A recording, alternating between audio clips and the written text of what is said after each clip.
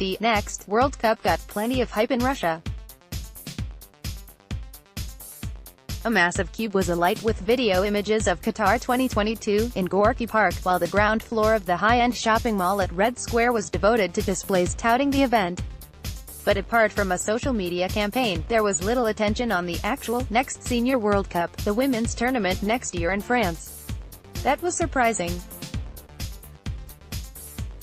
In the past several years since scandal enveloped soccer's governing body, FIFA has made a point of proclaiming that it aims to raise both the role of women in the organization and the profile of the women's game. President Gianni Infantino appointed Fatma Zamora as the first female Secretary-General of soccer's international governing body in 2016, while also announcing the creation of a women's soccer division. The Men's World Cup in Russia could have provided an opportunity to address equity in the sport, while also pointing to the women's tournament next year. But France 2019 wasn't promoted much at all, no signs, events or displays in tourist areas. Zamora made some appearances, but was not visible during the award ceremony following France's victory over Croatia on Sunday.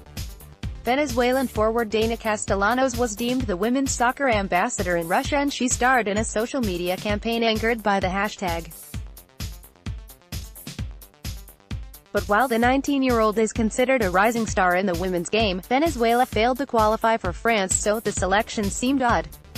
Infantino acknowledged more could be done for the women's game at his wrap-up news conference in Moscow. There's no doubt that the Men's World Cup every 4 years is FIFA's financial juggernaut. But the women are the governing body's second biggest commercial asset. We have to invest in women's football.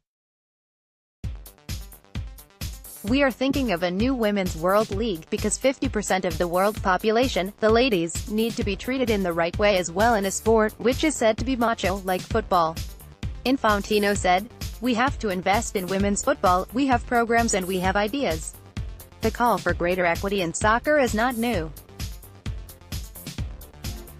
In the run-up to the last Women's World Cup in 2015, a group of international players, led by U.S.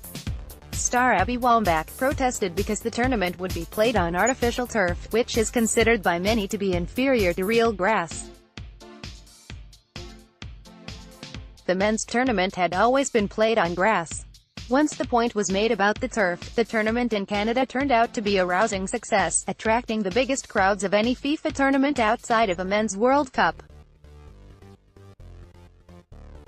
It also broke TV rating records in North America, with the final drawing more viewers than any other prior men's or women's match in the United States.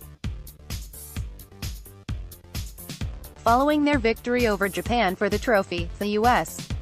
women went on to bargain for, and receive, a better contract with U.S. Soccer that brought them closer to the compensation level of their male counterparts. The Americans were not alone. National teams from other countries won more equitable contracts with their federations, including Australia and Ireland.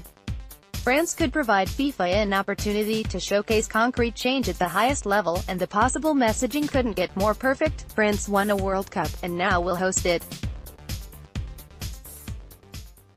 Two issues stand out. It remains to be seen how much prize money will be increased in 2019. The U.S. women took home $2 million in 2015. In contrast, France's men earned $38 million for their victory on Sunday.